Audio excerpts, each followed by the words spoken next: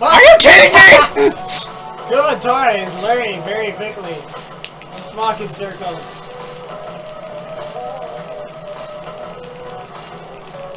This was supposed to be an extra video, Kumatora!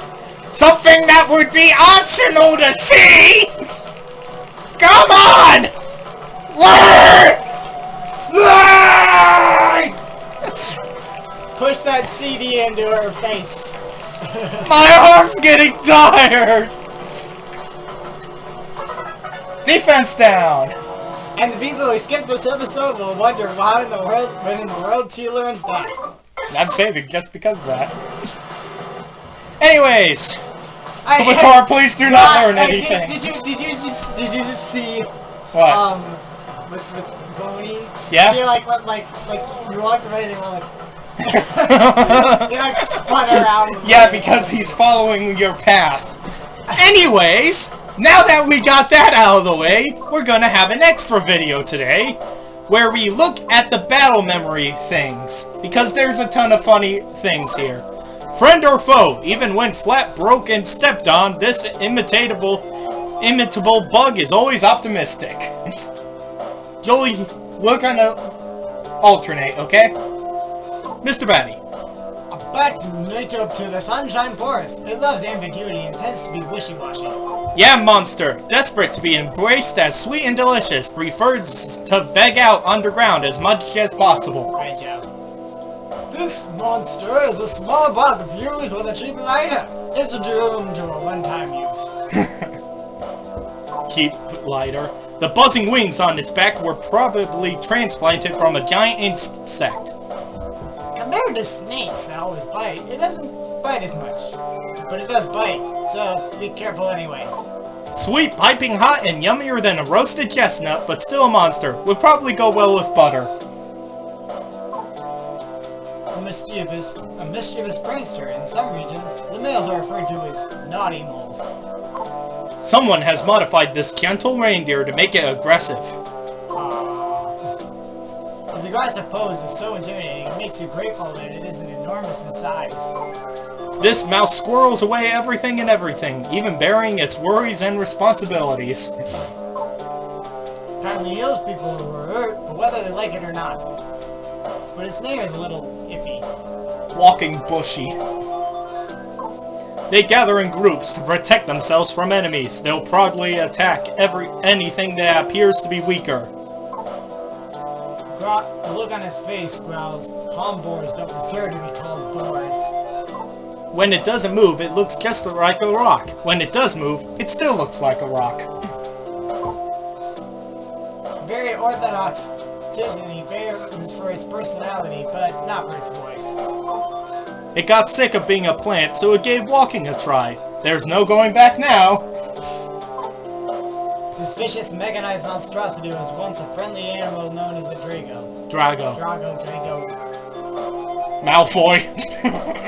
Draco Malfoy. Not even death can stop him from wandering the graveyard. He attacks people as he seeks new life. By the way, that shirt looks quite familiar. See Zombie Man's page for a description because they're exactly alike, pronouns aside. Not just because the writer is lazy. It chews on its own bows in lieu of a snack. Its most charming point is its drooping eyeball. Wouldn't it be easier to visit a grave if the grave came to you? No, wait. It would just be creepy. Once it sticks, it won't come off easily. Even if you do manage to pull it off, the residue is gross. An overgrown crawfish.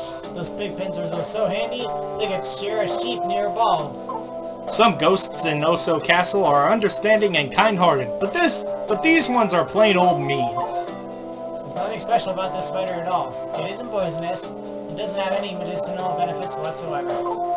He and Lil Big Bro can't decide on their names. If it's any help, this little guy is the older bro. Spends all day sniffing a faint odor lingering inside the barrel. Not a bad guy at heart. Protects its flesh and bones with steel armor. Never mind that doesn't have any flesh or bones. Art is dead, or so it declares, but there doesn't seem to be any evidence of this. If butterflies had no wings, they'd be butterwalkers. Without handsome horns, this guy is a thing. Caution, this is not strawberry jam. Please do not spread it on bread. Even household carpets aren't safe from this guy's smaller cousins. Osho just houses the big ones. Once the empty-handed armor gets a hold of its sword and shield, terrible things will happen. Hasn't noticed that its master is long gone and continues to bear his weight on its back. No matter how long it takes, the store anxiously waits for someone to open it. It's been waiting for years now. The ghost of a musician who died before finishing his symphony. Beware of his captivating melodies. A lump of clay brought to light. It works as hard as it looks sad. Blundering Kelby soldiers who began showing up in Tasmili one day.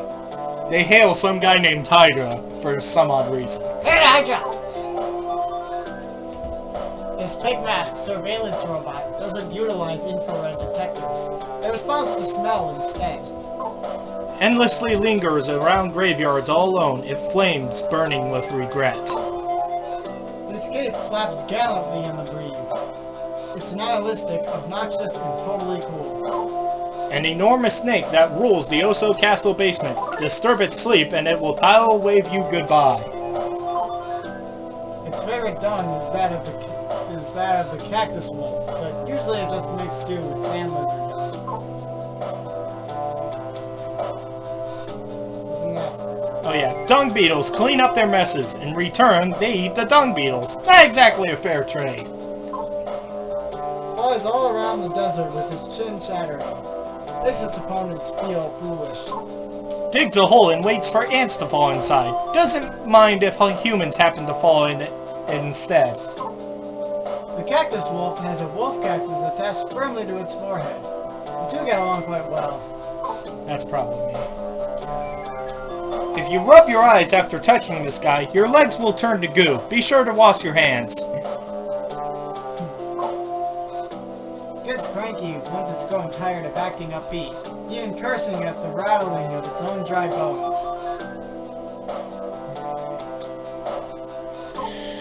Adjective-wise, he's caught between his size and his age. It's all very confusing.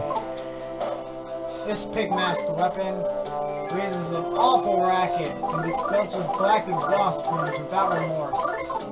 Often seen wandering around picnic sites, the most normal member of Fungus mobilis. This creature is greatly troubled whenever it sees an egg. Should it worm it or swallow it? It can't make up its mind. I love this one. A powered-up flying mouse. The jet engine on its back and propeller on its neck give it a top speed of 40 miles per hour. A rustic combination of a baguette yam and a toy helicopter. It grates its body and sends gunk flying. An unthinkable blend of a bird and a stick. It chirps and beckons for other animals. A chimera with a rambling mushroom on its head. In rare cases, its own spores will make it feel strange. He's had trouble eating worms ever since both of his hands were converted into power drills. This piggy plant snorts and blooms from spring to fall. It disperses pollen that causes watery eyes. A strange creature whose wings are too weak for its heavy head. Watch out for its fleas. Is the long part its trunk or its neck? How does it bathe itself? An utterly mysterious chimera. Has a vicious personality. It uses hypnosis, but it's much like a normal slug in that it hates salt water. He's astoundingly greedy and claims he's merely lending everything in the world to everyone. Has an incredible free. No, 4 exclamation marks in its name. That's just the kind of spider it is. We will extend this part because we still have a bit of the battle memory to go through. No, not much more, but still a bit more. See you guys then. And by then, I mean a couple. Come back! Some may think he's more important than Mr. Batty, but he's actually at Mr. Batty's beck and call. A forgotten guitar left wailing in the attic plays touching solos with its last free strings. Even after being torn, it defiantly orders not to give up, but to bang on the rim instead. It isn't easily beaten. A wooden bass, whose time in the limelight is up, holds a grudge against the new bass on the block. The spirited musician can't control his tempo. In fact, his bashing is just hitting a crescendo. Music puns. Yep. See you guys next time for when we continue Mother3. So Joe, what did you think of the first half of the battle memory?